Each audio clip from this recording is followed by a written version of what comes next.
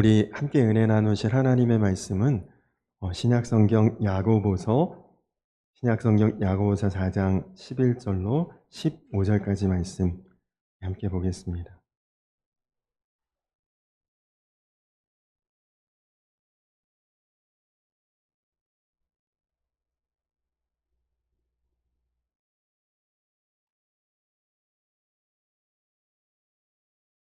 신약성경 야고보서 4장 11절에서 15절까지 말씀입니다.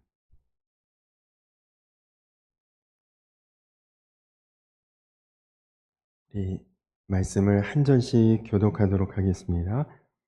형제들아, 서로 비방하지 말라. 형제를 비방하는 자나 형제를 판단하는 자는 곧 율법을 비방하고 율법을 판단하는 것이라.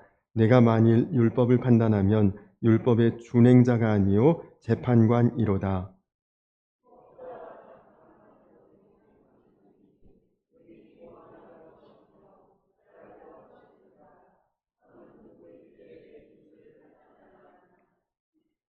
들으라, 너희 중에 말하기를 오늘이나 내일이나 우리가 어떤 도시에 가서 거기서 1년을 머물며 장사하여 이익을 보리라 하는 자들아.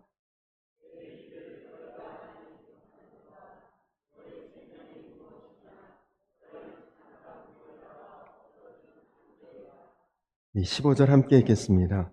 너희가 도리어 말하기를 주의 뜻이면 우리가 살기도 하고 이것이나 저것을 하리라 할 것이거늘. 아멘. 할렐루야. 오늘도 이렇게 귀하고 복된 성도님들과 함께 만날 수 있고 모일 수 있고 예배할 수 있으니 참 감사합니다. 근래에 대신방을 하면서 성도님들을 만나는데 대부분 하나님께 감사하다고 고백을 하십니다. 모든 조건이나 형편이 다 잘 되고 좋아서 감사하는 게 아닙니다. 아직도 해결되지 않은 문제도 있고 어려움도 남아있고, 그래서 기도 제목은 여전히 있지만 하나님이 살아계심을 믿고 신뢰하고 바라보고 의지할 수 있다는 것이, 그것이 감사한 것이죠. 우리 한번 인사할까요? 하나님 감사합니다. 그렇게 한번 인사할까요?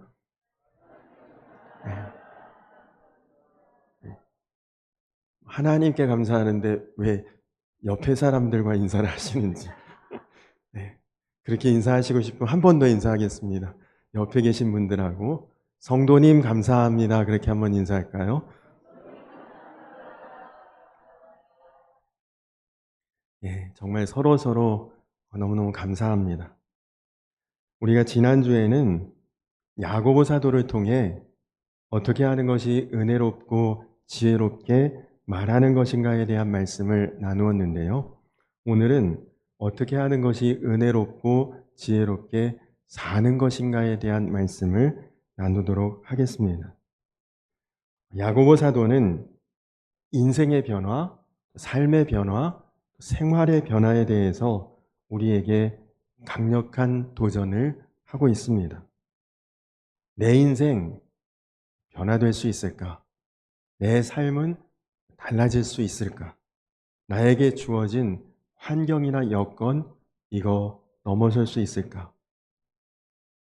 여러분 한번 생각해 보십시오. 내가 노력해서 수고하고 애를 써서 내 인생과 삶이 달라질 수 있을까요?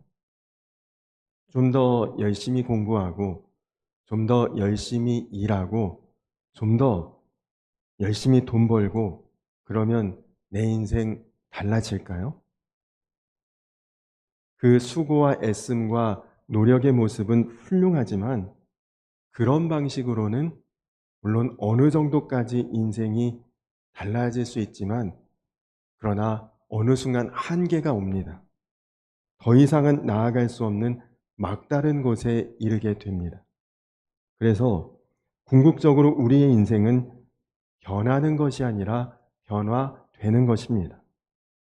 내 의지와 노력으로 변하는 것이 아니라 나를 인도하시고 나를 이끄시는 주님으로 인해서 변화되는 그것이 복음의 역사입니다. 우리가 예수를 믿는 것은 그분이 내 주님이 되셔서 나를 변화시켜 가시는 것이죠. 도대체 이런 일이 어떻게 일어나는가? 오늘 이제 그 말씀을 나누려고 하는데요. 복음이 사람을 대하는 안목을 달라지게 만듭니다. 오늘 말씀 11절에 형제들아 서로 비방하지 말라, 판단하지 말라 그랬는데 우리가 다 다른 사람에 대한 판단이 다 있어요. 그 사람 볼 때 그 사람을 대하는 생각이 다 있죠. 아, 그 사람 이렇더라. 저 사람은 이런 사람이야. 그렇게 그 사람을 정해놓은 마음이 우리에게 다 있다는 거예요.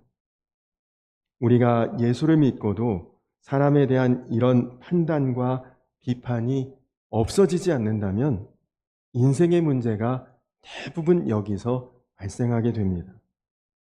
사람을 바라보는 그런 비판하고 판단하고 정죄하는 이것이 악의 근원이고 뿌리라고 볼 수 있죠. 제가 단기 선교를 여러 지역으로 많이 다녔는데 개인적으로 가장 인상 깊게 사역했던 곳이 필리핀의 딸락이라고 하는 지역에 있는 교도소 사역이었습니다.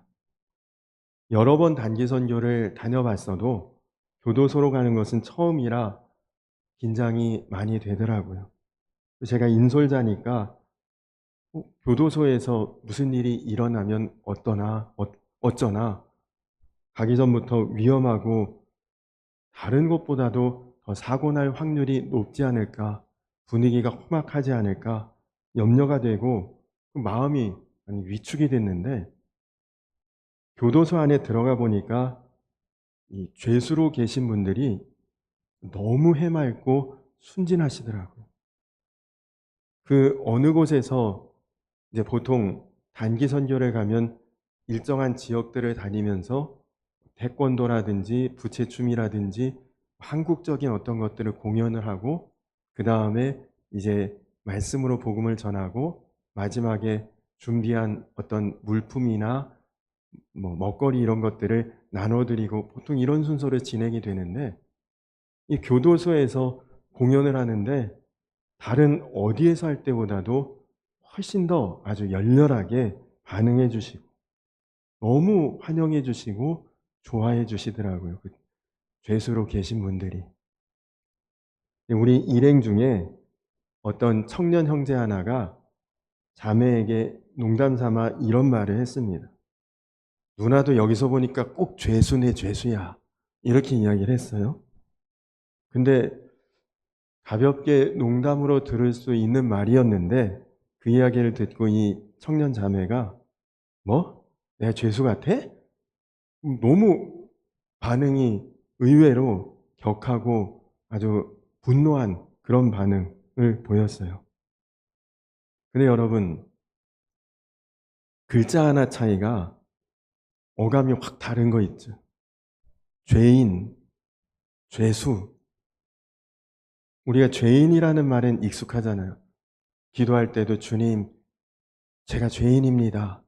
얼마나 그런 기도도 많이 하고, 참, 이 부족한 죄인이 이런 말도 많이 하고, 사실 의미로 따지면 죄인이나 죄수나 뭐 같은 의미 아니겠습니까?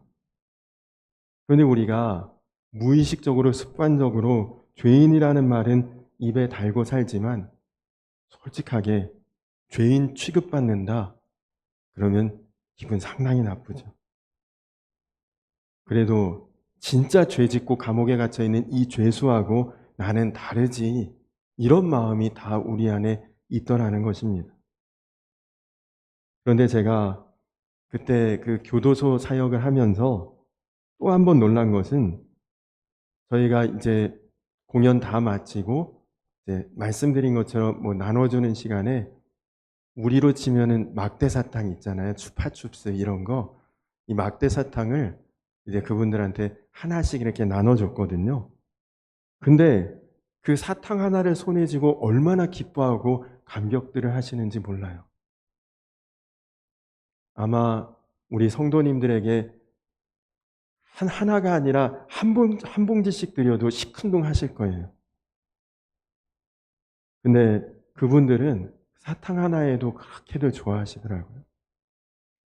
그 모습을 보면서 욕심의 크기로 비교해 보면 하나님 앞에서 우리야말로 진짜 죄인이다.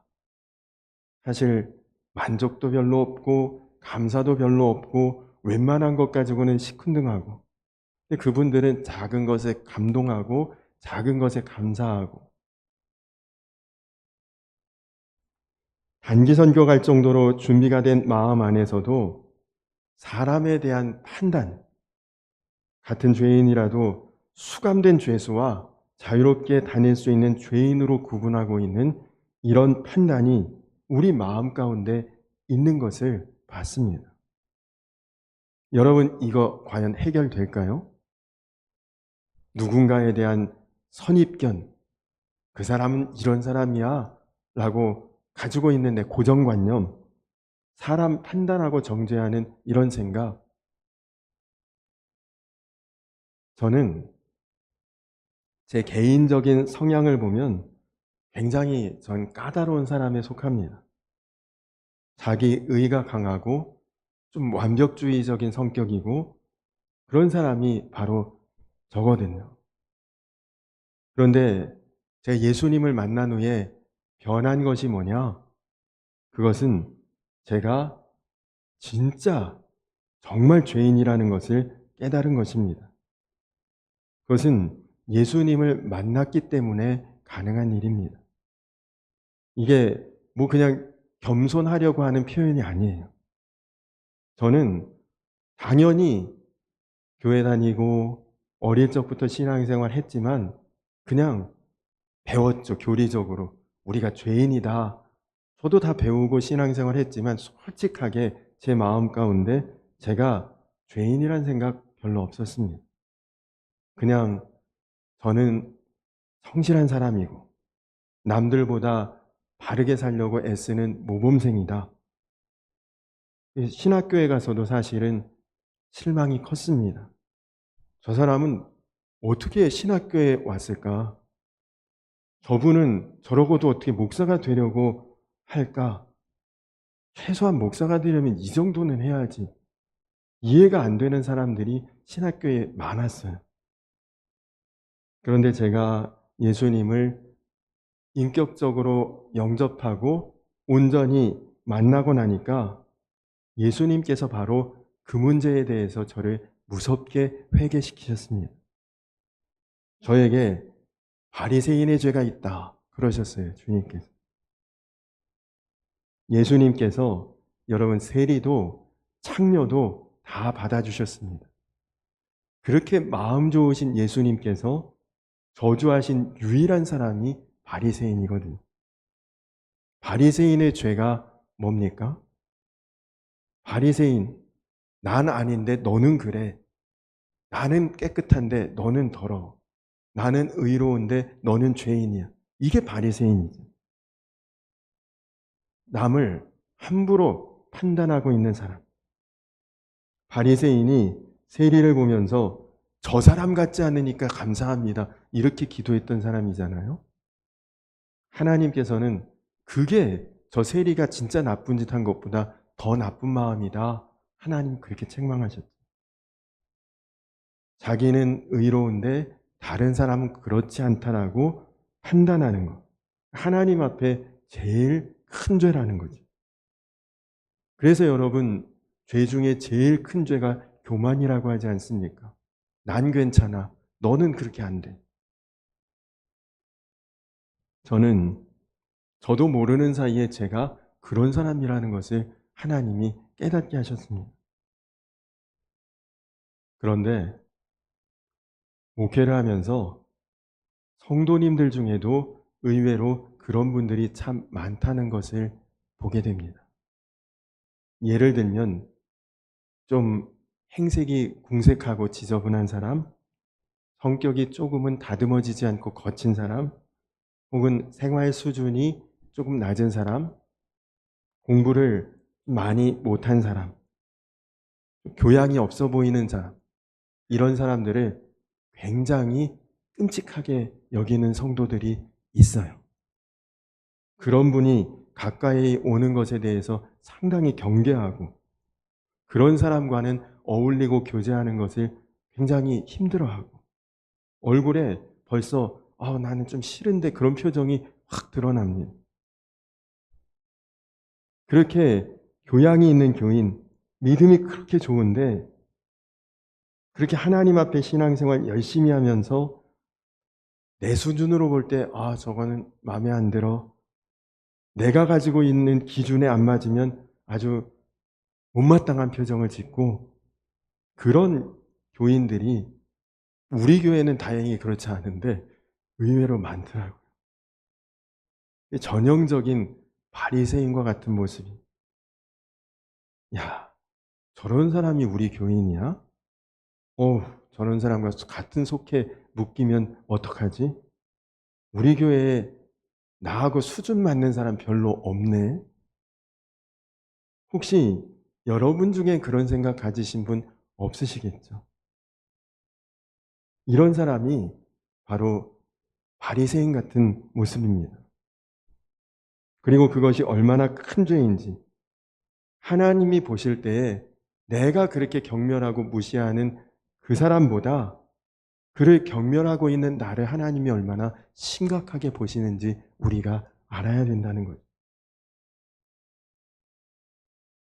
여러분, 가장 일반적으로 사람을 나누는 기준이 뭘까요? 이 사람 좋은 사람이네, 나쁜 사람이네, 착한 사람이네, 악한 사람이네. 나누는 기준이 뭐죠? 다 내 기준입니다. 내 기준. 나한테 잘해줘. 나한테 아주 좋은 말 해줘. 좋은 사람이야. 나한테 좀 힘들게 하고, 그리고 잘못하고, 저 사람 나빠, 못 써. 다 내 기준 아닙니까? 세상의 모든 부모들 눈에 내 자녀는 다 착한 아이인 거예요. 학교 선생님이 보면 분명히, 문제 있는 아이구나, 그렇지 않구나, 비교적 객관적으로 보고 선생님들이 구분하고 문제 있다고 부모를 부르면 그 부모님들 대부분 뭐라고 합니까? 우리 애가 그런 애가 아닌데 다 그렇게 말해요. 내 부모의 눈에는 내 자녀는 다 착하거든요. 여러분, 저는 어떤 아이였을 것 같으셔요? 주로 착하다고 인정받는 애였습니다. 그래도 제가 제 자신을 제일 잘 알죠. 속으로 은근히 고집 있고 욕심 있고 혈기도 있고 단지 겉으로만 잘 내색 안 할 뿐이죠. 제가 초등학교 1학년 때 받은 표창장이 있습니다. 제 주변에 그런 상 받은 사람 아무도 못 봤거든요, 아직까지. 무슨 글짓기 상도 아니고 그림 그리기 상도 아니고 성적 우수상 아니고 표창장의 제목이 착한 어린이 상이었거든요. 혹시 그런 상 받아보신 분? 네.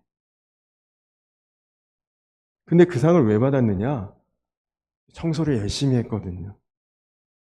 저희 아버지 어머니가 선생님이셨는데 애들 청소시키면 전부 자기 책상만 닦는다 그러시면서 너 학교 가면 청소할 때 반드시 선생님 교탁부터 닦아드려라. 저한테 항상 그 말씀을 하셨거든요. 그래서 저는 청소 시간 되면 선생님 교탁부터 닦았어요. 교탁 밑에 바닥하고. 그런데 저도 여러분 바보는 아니잖아요. 그러니까 누가 안 볼 땐 저도 당연히 제 책상 열심히 닦았죠.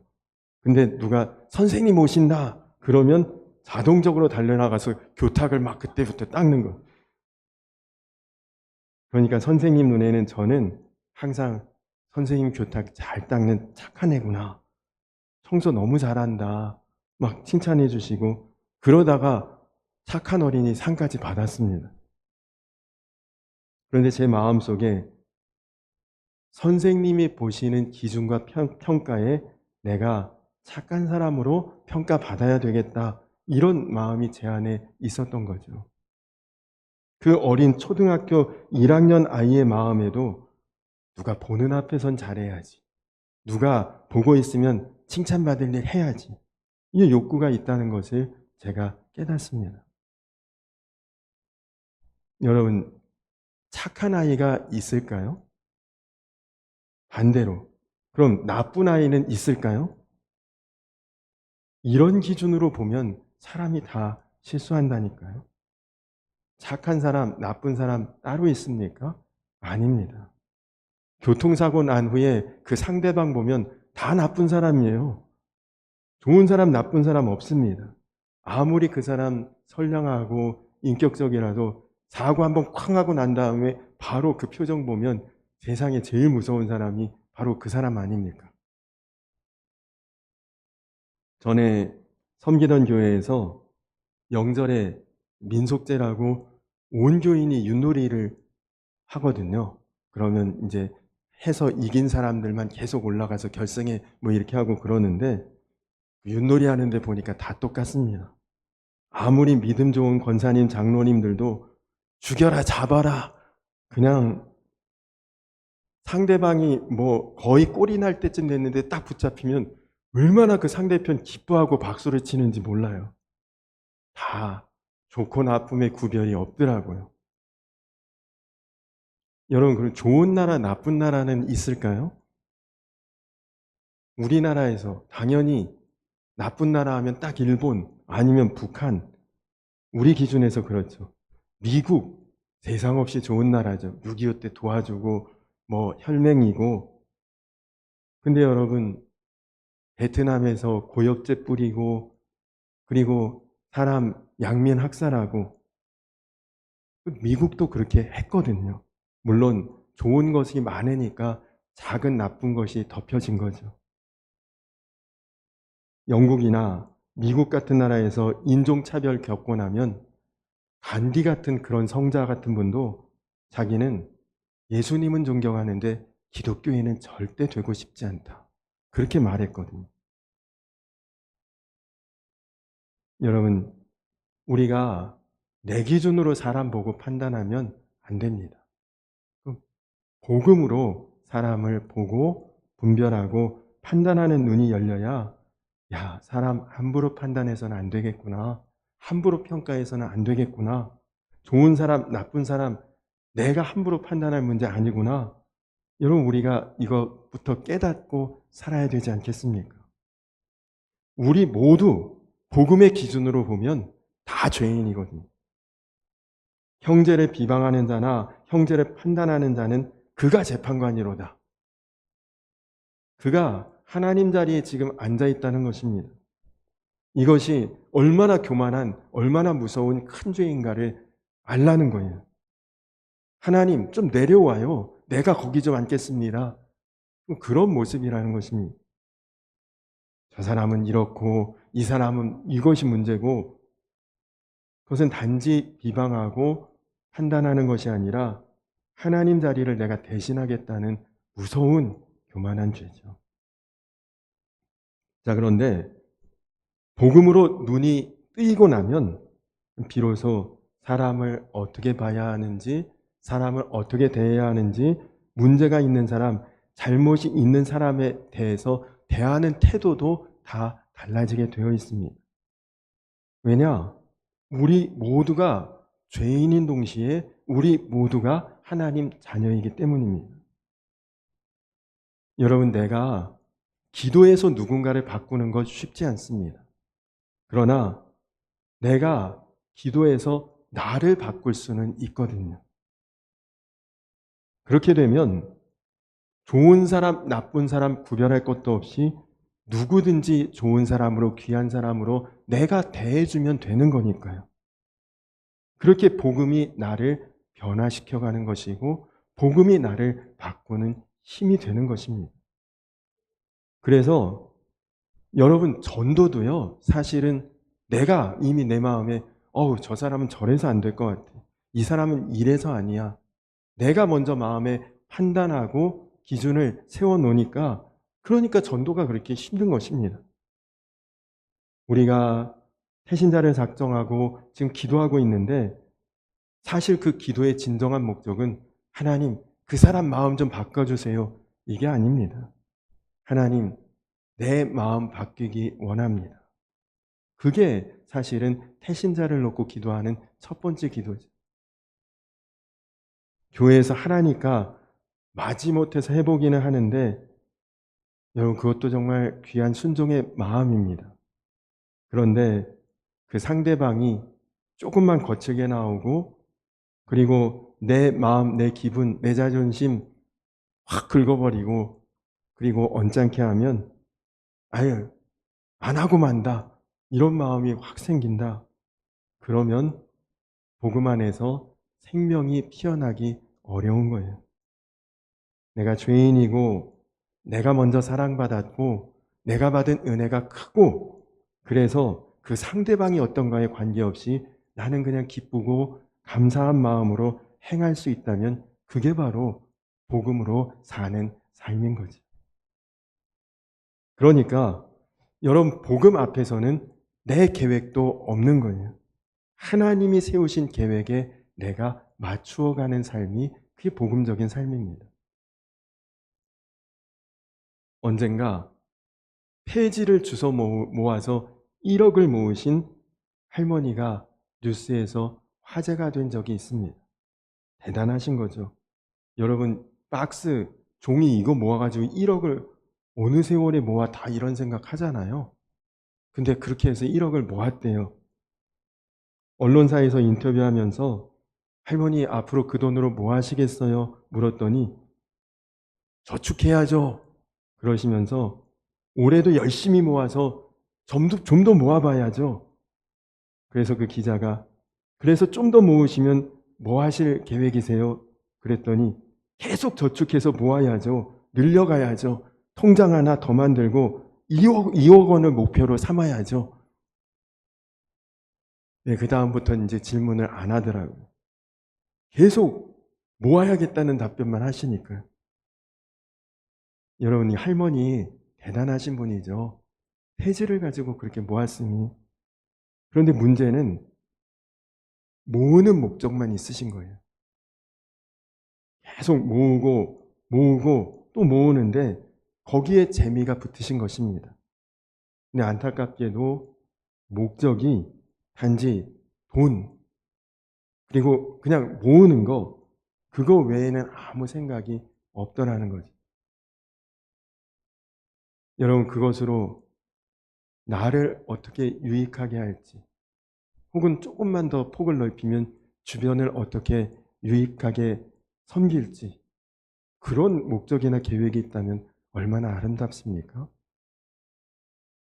여러분 중에 어떤 고민이 있으신 분 있을지 모르겠어요. 좋은 직장 다니며 안정적인 생활 하고 싶은 마음이 있을 수도 있고, 일찌감치 돈 많이 벌어서 그냥 좀 떵떵거리고 살고 싶다는 포부가 있을지도 모르고, 아니면 집 좀 한 칸씩이라도 늘려봤으면 뭐 나름대로 그렇게 성공을 꿈꾸는 분도 계실지 모르죠. 근데 여러분, 거기에 하나님의 계획이 포함되어 있습니까? 내가 무슨 고시를 보든 아니면 뭔가 운영해서 좀 크게 확장을 하든 아니면 돈을 되게 많이 벌든지 다 좋은데 하나님이 그 계획 속에 관여하고 계신가요? 하나님이 전혀 그 인생에 관여하지 않는 그런 사람들이 있습니다. 그래서 기도를 해도 하나님, 저 이번에 시험 보는데 꼭 합격하게 해주세요. 딱 거기까지가 기도예요. 하나님, 저 이번에 뭐 투자한 거 좀 대박 나게 해주세요. 그냥 인생의 목표와 계획이 전혀 하나님의 계획과 맞춰져 있지 않고 그냥 오늘 말씀 14절처럼 잠깐 보이다가 사라지는 안개 같은 인생을 사는 것입니다. 여러분 그렇게 돈 벌고 그렇게 시험 봐서 성공하고 그렇게 높은 자리에 올라갔는데 왜 그 돈 많은 제 우리는 이해도 안 가요? 그런 재산 놓고 왜 자살을 하는지. 또 그 인기 많은 연예인 그렇게 사람들한테 사랑받았는데 왜 자살하는지. 또 심지어 대통령까지 지낸 분도 왜 자살을 하고, 왜 그럴까요? 하나님의 계획이 그 인생에는 전혀 없었거든요. 나름대로 애쓰고 노력하고 이룰 만큼 이루고 여기까지 올라와 봤는데 이유가 없는 거예요. 탁 서보니까 허무하고, 더 여기서 더 지속해서 무슨 의미가 있냐, 더 인생을 지탱할 힘이 없으니까 그냥 스스로 삶을 마감하고 끝내고 그럽니다. 오늘 15절 말씀에 너희가 도리어 말하기를 주의 뜻이면 우리가 살기도 하고 이것이나 저것을 하리라. 무슨 뜻입니까? 내가 이것을 하든지 저것을 하든지 무엇을 계획하고 결정하든지 먼저 주님께서 하라는 대로 내가 하겠다, 주님께 의지하고 맡기겠다는 그런 말입니다. 주님 앞에 기도하고 주님과 의논하고 주님이 세우신 계획에 나의 계획을 맞춰 살겠다는 거죠. 그냥 나 이것 할게요, 나 이것 정할게요, 나 무엇부터 그냥 진행할게요, 먼저 그렇게 하지 말고 하나님 앞에 기도로 구하고 하나님이 하시는 뜻대로 너를 맞추라. 그것이 복음의 삶입니다. 근데 교만한 사람은 그냥 먼저 자기가 결정해버려요. 먼저 자기 뜻대로 하다가 뭐라고 기도하느냐? 하나님 도와주시고 해결해 주시고 뒤처리 좀 해주세요. 이게 교만한 사람의 기도입니다. 15절 말씀의 진정한 의미는 여러분 살고 죽는 것에 대해 더 이상 염려하지 말라는 것입니다. 잘 되고 못 되는 것 염려하지 말고 하나님의 계획 안에 여러분이 거하라는 것이죠. 여러분, 나는 그래도 열심히 믿는다고 믿고 사는데 왜 이렇게 인생이 꼬이나 모르겠어요. 잘 안 풀려요. 네, 여러분, 사실 그게 잘 되고 있는 것입니다. 여러분 마음이 하나님께 맡겨지는 것. 지금 잠깐 막혀 있어도, 꼬여 있어도, 문제 있어 보여도 여러분 걱정 염려 안 하고 사시면 돼요. 하나님은 여러분을 올리실 분이시고 해결하실 분이시고 합력해서 선을 이루실 분이 하나님이시기 때문입니다. 그러니까 그렇게 사는 사람을 보면 주변 사람들이 그 사람 흔들림이 없어, 믿을만해, 참 대단한 것 같아, 주변 사람들에게 먼저 인정을 받게 된다니까요. 믿음은 사람을 끌어가는 힘이 있어요. 여러분이 진짜 믿는 사람이 되면 주변 사람들이 여러분을 따라오게 돼요. 여러분에게 끌려옵니다. 오래전에 저희 처남이 신도시로 이사를 했습니다. 근데 그 집을 가야 되는데 저희 가족들 중에 저희 아들 원영이 그때 초등학교에 막 들어갔는지 초등학교 가기 전이었는지 그 녀석만 외삼촌 차 타고 한번 그 집을 갔다 왔어요. 근데 이게 신도시라 내비게이션도 그냥 그림이 다 횡하고 아무 표시가 안 나고 길을 찾기가 쉽지 않은데 그냥 한참 운전하다 보니까 이제 길이 두 갈래로 딱 갈라집니다. 근데 이 원영이 이 녀석이 오른쪽이 하고 너무 확신 있게 딱 말을 하는 거예요. 그래서 가봤으니까 알겠지 하고 그 말 따라 그 길로 딱 들어갔는데 유턴도 되지 않는 고속화 도로를 쭉 가다가 먼 길을 한참 돌아서 간신히 뒤늦게 이제 그 집을 찾았던 기억이 납니다. 근데 사람이 확신을 가지고 있으니까 글로 딸려가더라고요. 확실하다고 하니까 여기야 그렇게 말하니까 그래 그렇게 가더라고요. 제가 그때도 미심쩍기는 아닌 것 같은데 워낙 분명하게 그렇다고 하니까 믿는 사람 쪽으로 사람이 끌려가는 거예요. 여러분, 하나님이 여러분을 그렇게 이끌어 주시고 여러분이 하나님께 그렇게 이끌려 가시고 그리고 그런 여러분을 바라보는 주변 사람들이 여러분에게 끌려올 수 있는 그런 복음의 삶을 사시기 바랍니다. 우리 찬양하고 기도할 텐데 여러분 이렇게 한번 기도하십시오. 하나님, 복음 위에 내 인생 세우기 원합니다. 하나님, 복음 앞에 제 삶을 세웁니다. 사람 함부로 판단하고 평가하는 그 마음 이제는 십자가에 못 박고 나보다 더 큰 죄인 없음을 내가 깨닫고, 그리고 내가 내 인생 계획하고 살았던 것도 내려놓고 이제는 무너지지 않을 인생, 주님이 계획할 그 인생에 나의 계획을 맞추어서 살게 하여 주옵소서. 여러분 반드시 그렇게 인생을 살아갈 때에, 주의 인도하심을 따라 나아갈 때에 우리는 흔들리지 않습니다. 무너지지 않습니다. 견고한 반석에 나를 세워주실 줄로 믿습니다. 그렇게 복음적인 삶을 살아가시고 복음 위에 서는 인생들 다 되시기를 주님의 이름으로 간절히 축원합니다. 우리 다 자리에서 일어서서 주의 도를 버리고 우리 함께 찬양 부르시면서 준비하신 예물 봉헌한 후에 함께 기도하고 예배를 마치도록 하겠습니다.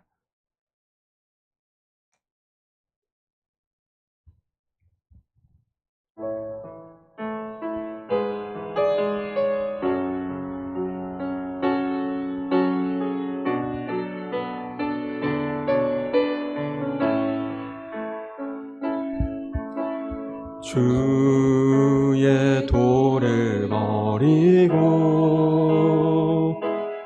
헛된 꿈을 쫓던 우리들,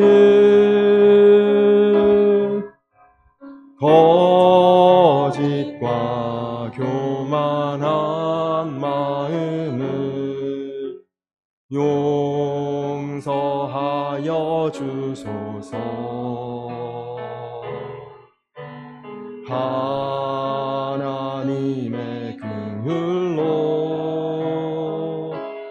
부끄러운 우리 삶을 덮어주소서.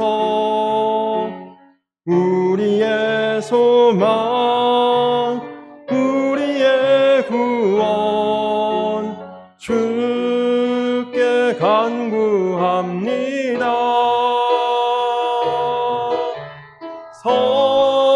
성령의 불로 나의 마음을 태워주소서. 성령의 불로 나의 영혼 새롭게 하소서. 심한 고난을 받아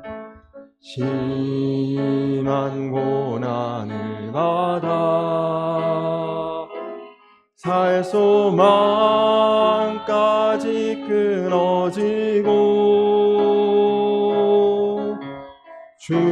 죽음과 같은 고통에서 주를 보게 하셨네. 용서받을 수 없는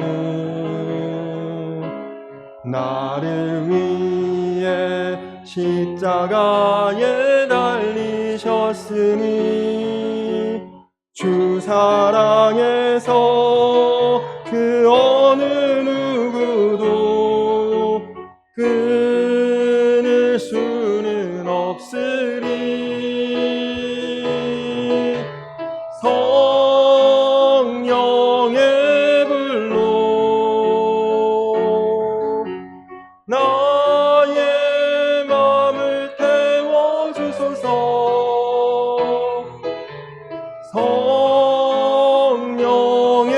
불로 나의 영혼 새롭게 하소서. 우리 이 시간 다 같이 기도하겠습니다. 주님, 그렇습니다. 제가 함부로 누구를 평가하고 판단했던 교만했던 마음 이제 주님 앞에 내려놓고 나보다 더 큰 죄인 없음을 깨닫고 이제는 복음 위에 내 인생 세울 수 있도록, 복음 앞에 내 삶을 세워갈 수 있도록 하나님, 이제 내가 계획했던 것들도 다 내려놓고 주님의 계획하심에 나를 맡길 수 있는 자 되게 하여 주시옵소서.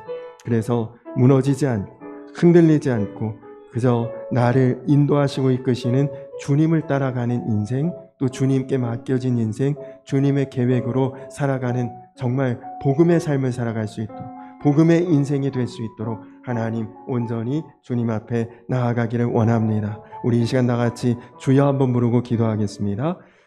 주여! 좋으신 아버지 하나님 감사합니다. 하나님 그렇습니다. 하나님, 오늘도 말씀을 통해서 하나님 어떻게 사는 것이 은혜로운 삶인가, 지혜로운 삶인가 하나님 깨닫게 하시니 감사합니다.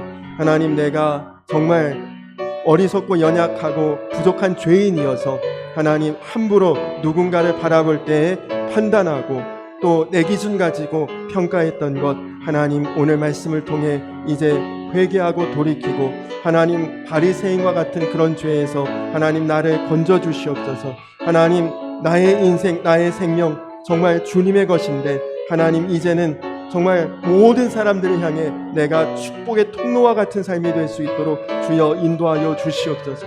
하나님, 내가 내 인생 바꾸지 못함을 깨닫게 하시고 주 안에서, 복음 안에서 변화되고 바뀌고 새로워지고 주님 계획하신 대로 완전히 나를 드리는, 그래서 아침 안개같이 허무하게 끝나는 인생 되지 않게 하시고 확실히 주님 앞에 우리가 이끌어지는, 또 인도함 받는, 그래서 주 뜻대로 되는 인생 될 수 있도록, 주님의 계획대로 사는 자 될 수 있도록 하나님 인도하시고 축복하여 주시옵소서.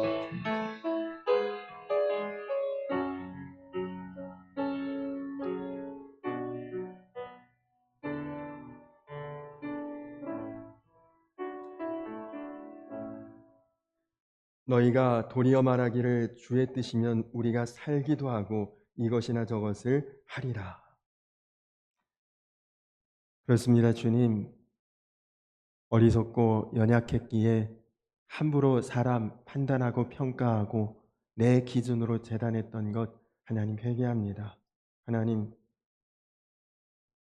무한한 사랑, 풍성한 긍휼로 나를 자녀 삼아 주신 예수 그리스도의 놀라운 사랑, 그 복음 내가 이제 온전히 내 마음 가운데 인정하고 또 믿으며 복음 안에서 내 인생을 세우고 복음 앞에서 내 삶을 세워갈 수 있도록 주여 인도하여 주시옵소서.